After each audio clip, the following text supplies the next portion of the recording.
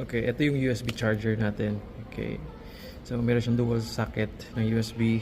And then, ito yung on-off. And then, mayroon siyang voltmeter dito. Ang problem ko dito, sira siya. Hindi siya gumagana.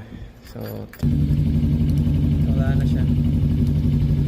So, gagawin natin, papalitan natin to. Bumili ako ng, ito, bago. I-recta ko na lang to na nakalawit dito sa labas. Para kasi yung bag, nandito yung bag eh. So etong ano na lang ang may iwan dun sa, i-shoot ko na lang sa bag to.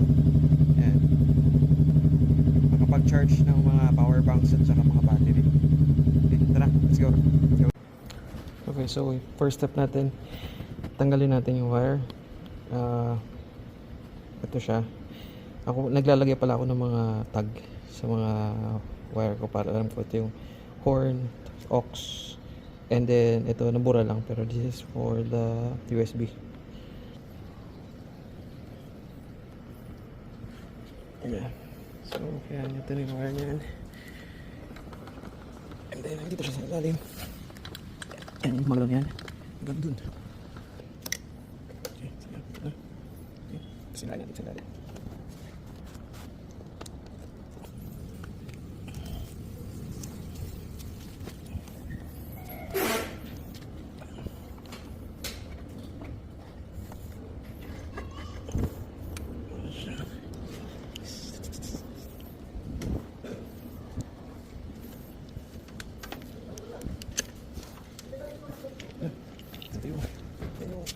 Ito yung luma natin. Ito, nakalawit lang to. Diretso sa bag. Example, ito yung bag mo. Nandyan lang yun siya. Kabit natin to. Nakakabit na natin. Ito din yung red wire. Positive. And the black wire is negative.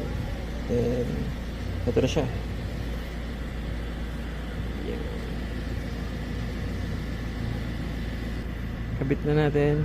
Malabas siya 12.8 volts agad. So turn on natin. Ito na natin siya.